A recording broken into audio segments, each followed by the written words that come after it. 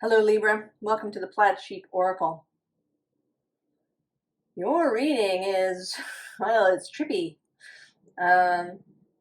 We'll see if I can make it clear. So we start with two cards. This cow and forgiveness, but forget the forgiveness. What we're interested in is this cow, who is you, and this cow having mushrooms. So, and I don't mean this literally. This is not a suggestion for you to ingest a psychedelic substance. In a way, it is the reverse. It is the idea that you can go on this sort of journey without a substance. That you can kind of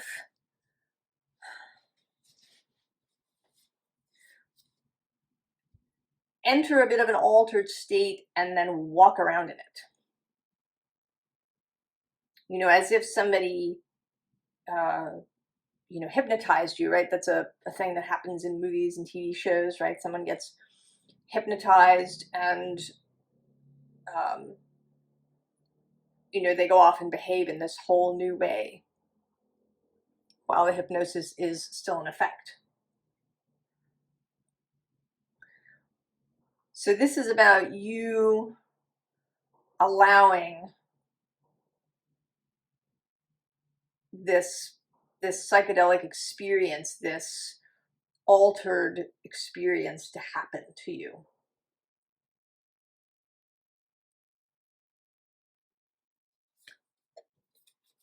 So we start with the Queen of Fire, the Queen of Wands. This is traditionally an Aries card. And I think, there's actually not anything happening within Libra at the moment astrologically, except for the South Node passing through there. And therefore the North Node passing through Aries.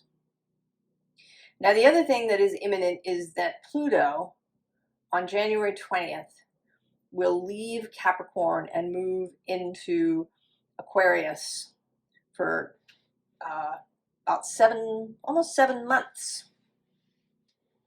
He retrogrades. He turns retrograde at the end of April and maybe May 1st. And then he moves backwards and just goes like half a degree into Capricorn for September, October, and part of November. And then he's back again. He goes direct in October and returns to Aquarius November 19th, I think. So he has been squaring you since 2008. And the square is a challenging aspect, but now when he enters Aquarius, that's going to be a trine, which is a fast, easy flow of energy. So that plutonic, transformative,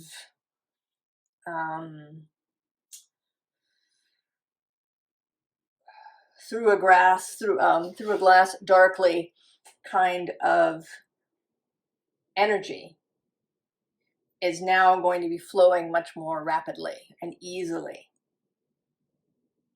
through the air signs, you Libra and Gemini.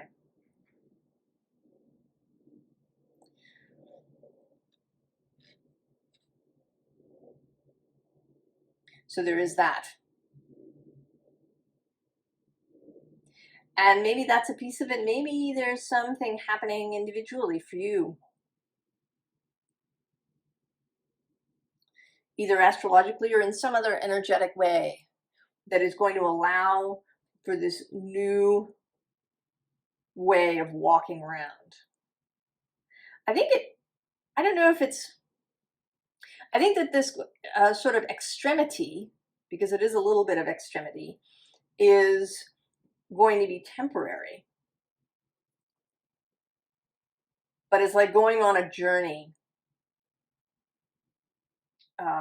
to someplace completely new, except that you're the new thing, right? So you're going to be walking around in familiar spaces, but in a new way. So firstly, as this Queen of Wands, and then underneath this, we also have the Queen of Earth, who is traditionally Capricorn, right? All that earthy energy. Now, both of these energies are meant to be difficult. I mean, the Aries energy just, right, is opposite you. And then the Earth energy is square. So these may be ways of being that you haven't experienced a lot in your life.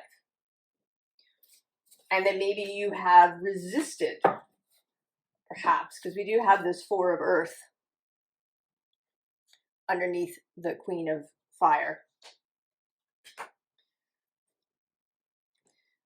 Libra, while being certainly a cardinal sign, I think can fall into wanting to keep things as they are, not from a sort of conservative element or a fixed element, as Aquarius might,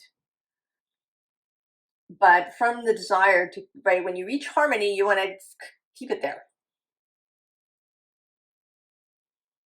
You reach stability, maybe you want to keep it there.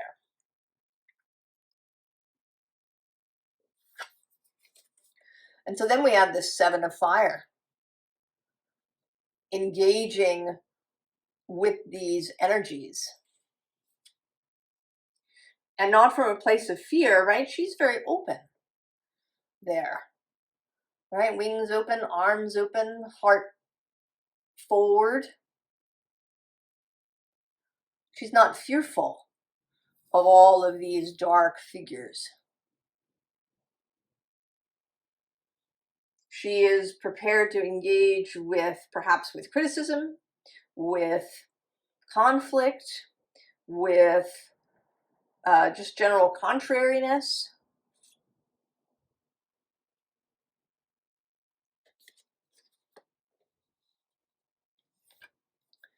And then we have a third queen, the Queen of Water.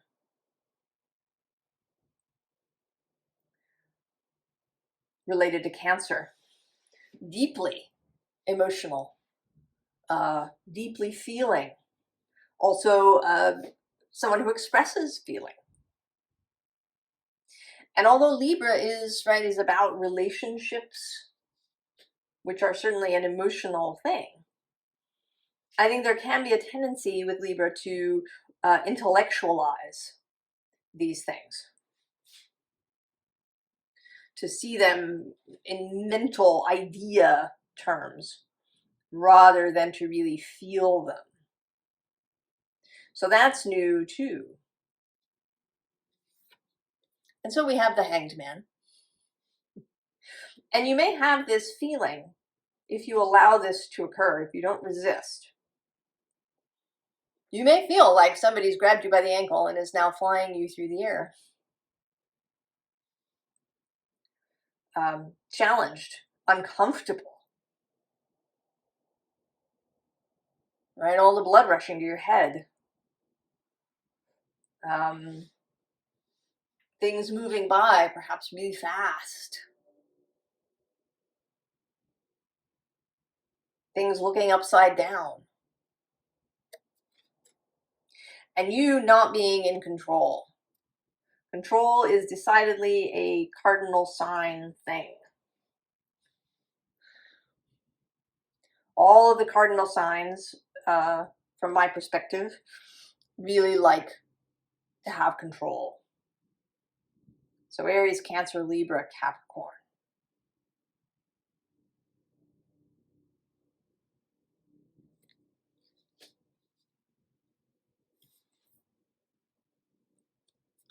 And then we have the Seven of Water, which is, I think, discovering a new direction, right? There's all these stars, and she's chosen one.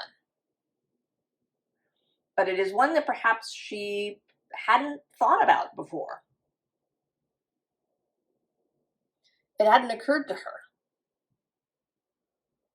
because she didn't see herself as someone who would do whatever this star is, or have this thing.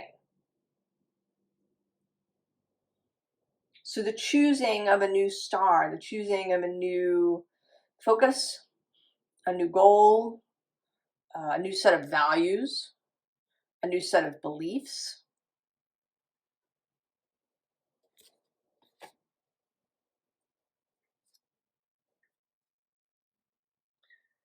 carbon. Really basic element, right? We are carbon-based life forms. Carbon is a major building block of earthly things.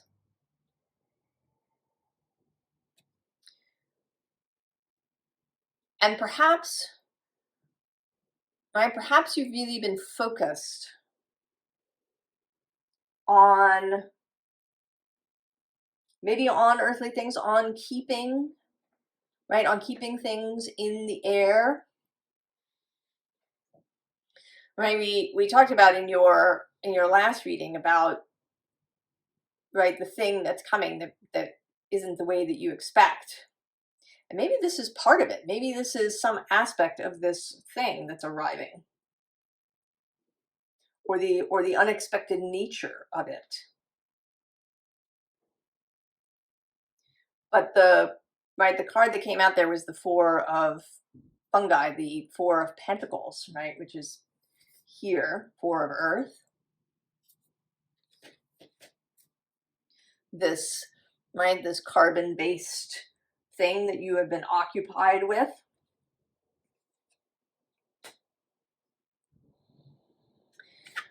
But then we have Mercury, changeable, right? The metal that is liquid at room temperature. It gives us the word mercurial.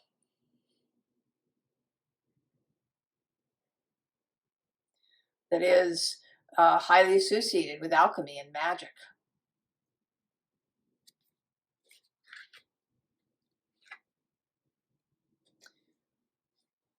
And then I think this is Copernicium rather than Copernicium, but I'm not sure. Named after Copernicus. It's a man-made element. And here in this card,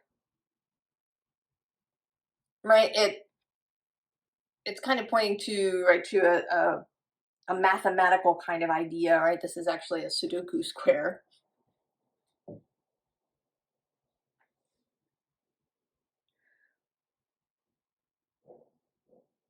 So logic, but it's like you're leaving. It's like, this always looks to me, this card, as if somebody has swirled their cloak and is on their way out of this room, right? Like, this is Mercury's swirling cloak, leaving the premises.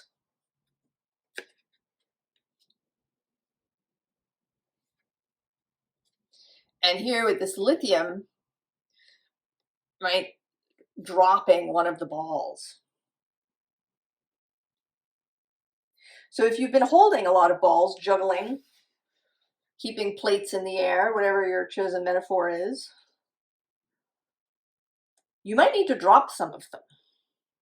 And maybe that will happen as a result of this this trip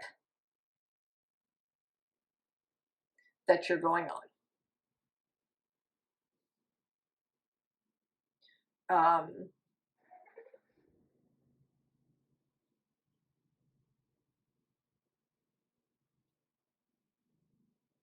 I think that maybe, I don't know, I feel there's this reluctance in me kind of to move through this reading. And there was even a delay this morning. I got all set up, I pulled the cards, and then there was this intense drilling noise. So they're doing a repair down in the basement, and I'm only on the second floor, so the noise is completely audible here in my apartment. So I had to stop. I couldn't record through that and wait. So there's something, there is a lot of pushback, Libra, that I feel from you, although your energy was eager to be read today. So there seems to be ambivalence about this. And so we have this Spirit Guardian of Spring activation card. And right below it is freedom.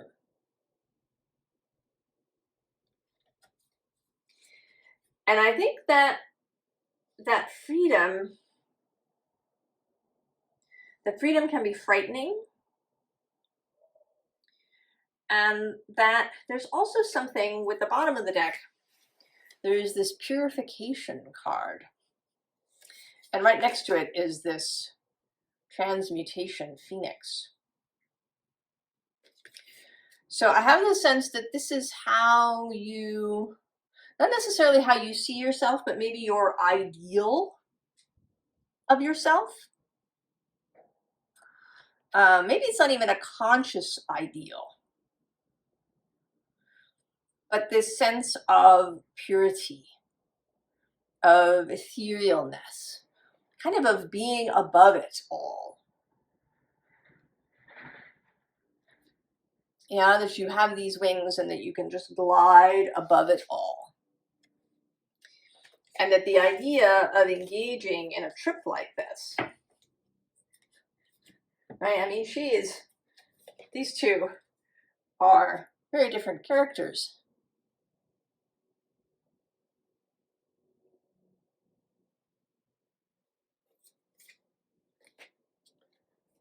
Feels dangerous. Maybe it feels like you can't do it. Like you're not the sort of person who does that kind of thing.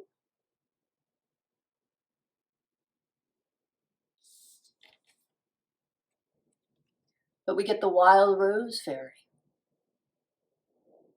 Love and wild love. Not love that fits in a box. Not love that does what you think it's supposed to. You know, maybe that you think you're supposed to love everyone. Right? That you're supposed to walk around loving everyone. But maybe that isn't really true.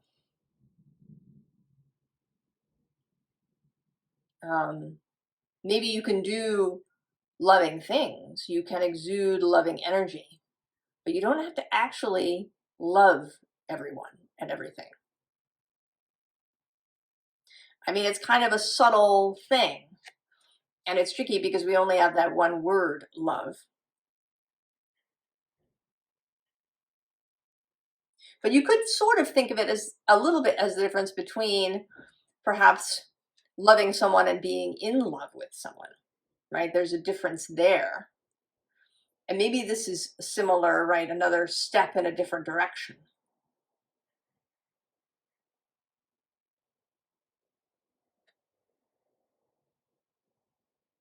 Perhaps. And so this wild love, or maybe your version of what it means to be loving, doesn't really fit what everybody else around you thinks is loving.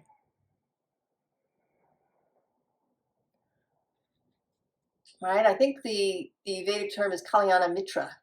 Kalyana Mitra? I don't know, I'll look it up and put it in the description. The fierce friend. Or the Anam Kara soul friend. that is maybe really challenging in some ways to people. So wild love.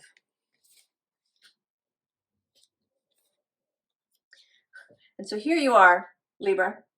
You're having your trip. And there's this dragon. And the dragon is totally inviting this unicorn of purity into this scene. Right? Like, come on in. Right? I feel like this is your wider self already engaged in this activity, whether you know it or not.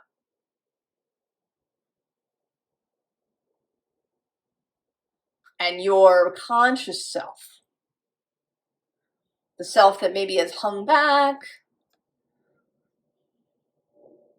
that's, been worried about, losing this purity in some way, is being invited in here.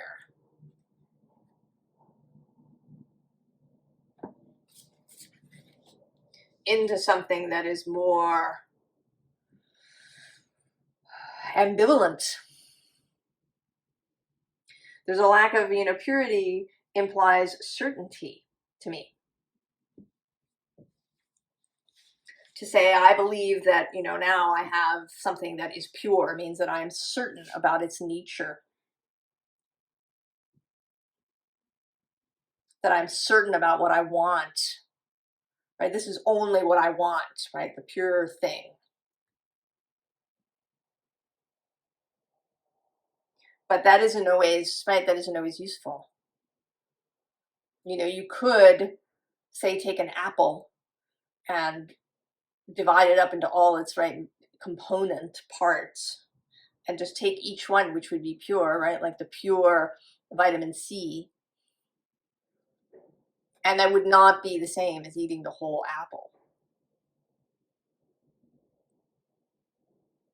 So my purity, certainty, niceness, perhaps. This is sometimes a word I think I associate with a distorted Libra energy, niceness.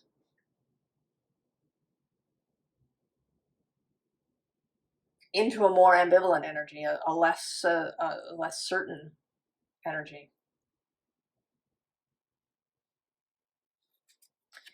And so we have the sun.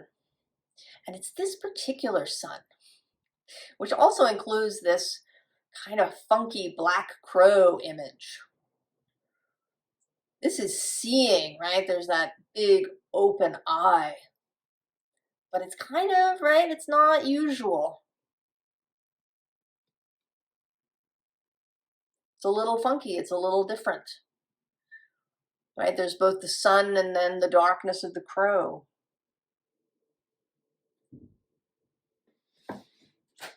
Now at the bottom of this deck are the Five of Cups and the Three of Swords, this intense, painful energy. And maybe this is what you fear. I don't actually believe that this is what you're going to get. But I think that this is what you fear. That this is, right, this is the deepest fear. This is, loneliness and heartbreak and loss and disappointment. And if you engage in this process, then maybe that will be the result. And it is true with this Two of Wands that that it's a crossroads that you're at. And we run into these crossroads repeatedly. Often options are presented to us, invitations arrive repeatedly. So you could choose. You could choose to say, no, I'm not going to do this now. Or you could choose to say yes. Again, this particular Ten of Swords with this new growth coming out of her body.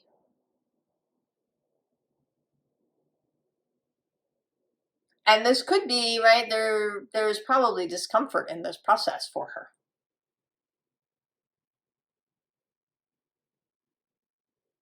Right, this new beginning coming out of the old.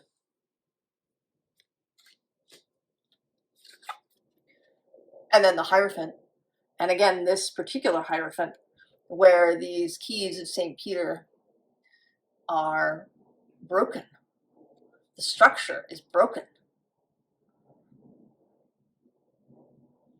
This is the wild Hierophant. Right? I mean, in fact, the Hierophant was created by Arthur Waite and Pixie Smith for the Waite-Smith Tarot. Originally, that card was the Pope, Il Papa. And they went the more pagan route with the Greek term Hierophant. But this is kind of even wilder than that. This is like the wild man of the woods kind of Hierophant.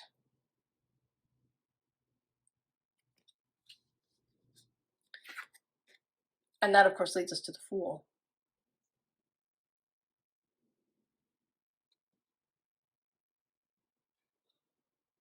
And here again, the wild Fool. No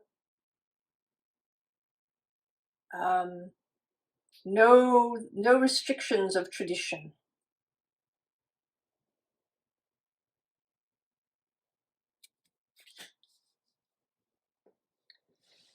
Advice, Libra, for your trip. Well, I'm going to start actually with the bottom, which is the Four of Cups. Right? Do you want to take it? You can take it.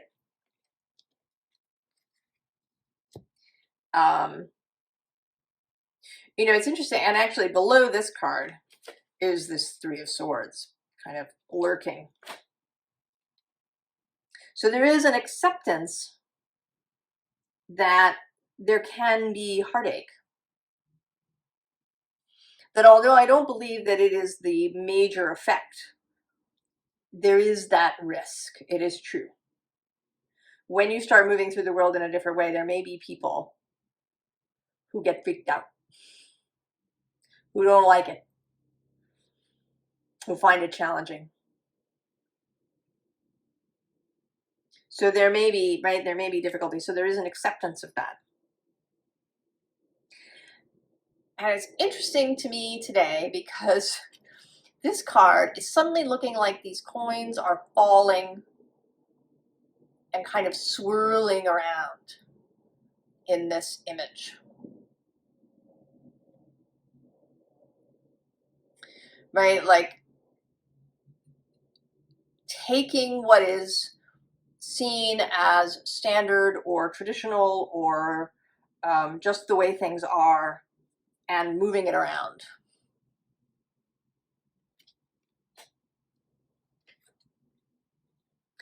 And then this Ten of Wands followed by the Six of Wands. And this, I think, is a willingness to be public about this. And maybe even to share it. Because I sort of see like you showing up with your 10 wands and handing them out to six, right, at least 6 people, and maybe there's more people that we can't see.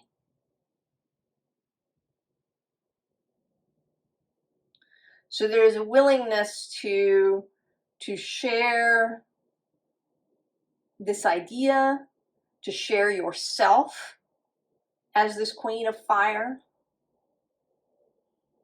to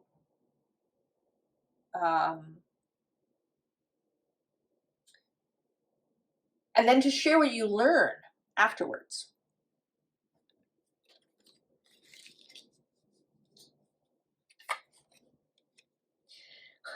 And then we have this Devil, who often looks to me like he's waving goodbye. And I feel like that now, like he's okay, Libra. You've been here for a long time, right? You were chained up, but now you're out.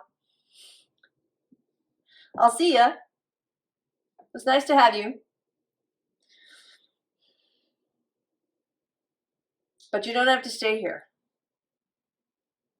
You can leave whenever you want.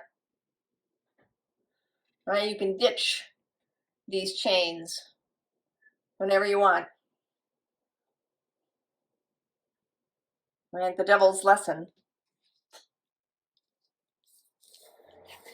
And then we come back to the Queen of Pentacles.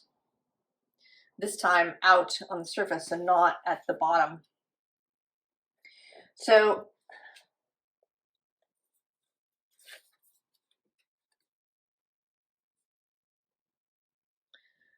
right, this Venusian aspect of yourself, and having it come out in a more Taurusy sort of way, in a more earthy way.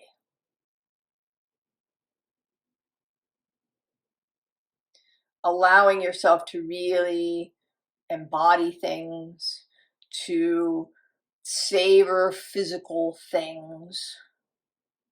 You know, Libra is famously very appreciative of beauty, but there tends to be this sort of disconnected aspect to it, right? Like it's beauty observed, you know, the beautiful painting on the wall, or, you know, the perfectly designed living room, or, you know, some, right? Like the, you know, beautiful glass vase that sits on the shelf, right? These have kind of a Libra quality. I actually know a Libra who, you know, whose apartment is really beautiful. She takes great care of it. But there can be a disconnected quality to that. That you're, right, that it's an intellectual beauty. And you're being asked to have a more embodied, juicy, fingers in the clay kind of approach to beauty and to all of the Venus aspects of yourself. She is your guide.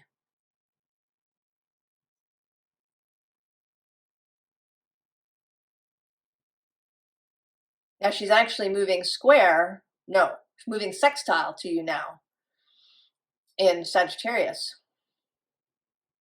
So she may too be part of this, right? This Queen of Fire may in fact be Venus in Sag.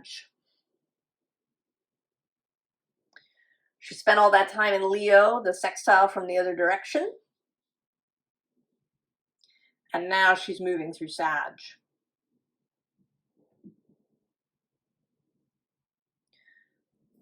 So Libra, I think this is an amazing opportunity, and I hope you take it. I hope that you choose that turn at the crossroads, that direction. Because I think that you're going to have an amazing time if you allow this trip to occur.